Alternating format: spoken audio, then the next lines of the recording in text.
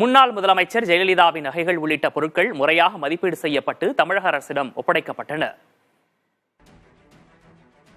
தமிழக மறைந்த முதல்வர் ஜெயலலிதா வருமானத்திற்கு அதிகமாக சொத்து சேர்த்த வழக்கு பெங்களூரு சிபிஐ சிறப்பு நீதிமன்றத்தில் நடைபெற்று வந்தது.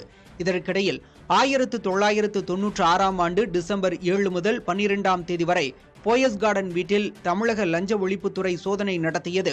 இதில் தங்கம், வெள்ளி, வைர நகைகள் அடங்கிய 6 ட்ரங்க் பெட்டிகள், 1562 ஏக்கர் மதிப்பிலான நில ஆவணங்கள் கைப்பற்றப்பட்டன.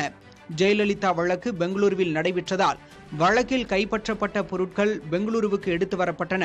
பொருட்கள் அனைத்தும் கர்நாடக அரசின் கருவூலத்தில் வைக்கப்பட்டு சீல் வைக்கப்பட்டன.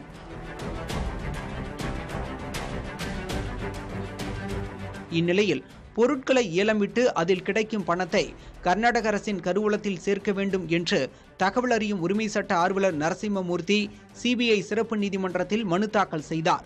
அந்த மனு மீது விசாரணை நடைபெற்று வந்தது. இதற்கிடையில் ஜெயலலிதாவின் பொருட்களை தங்களிடம் ஒப்படைக்க கோரி தீபா, தீபக் ஆகியோர் தாக்கல் செய்த மனுவை கர்நாடக உயர்நீதிமன்றம் தள்ளுபடி செய்தது.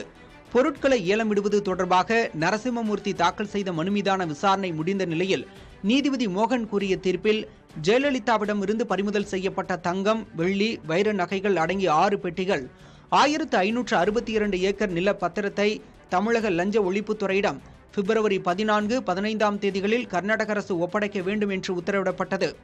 இதன்படி ஜெயலலிதாவுக்கு சொந்தமான 1.2 கிலோ தங்க ஒட்டியானம், 1 கிலோ எடை கொண்ட தங்க கிரீடம், தங்க கைக்கடிகாரங்கள், 60 கிராம் எடையுள்ள தங்க பேனா, ஜெயலலிதா உருவம் பொறித்த தங்க தட்டு ஆகியவை மதிப்பீடு செய்யப்பட்டன.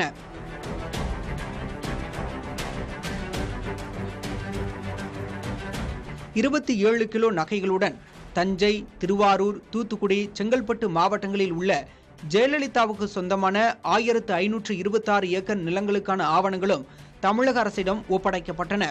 இதையடுத்து 21 ஆண்டுகளுக்கு பிறகு ஜெயலலிதாவின் நகைகள், ஆவணங்கள் தமிழ்நாட்டிற்கு கொண்டுவரப்படுகின்றன.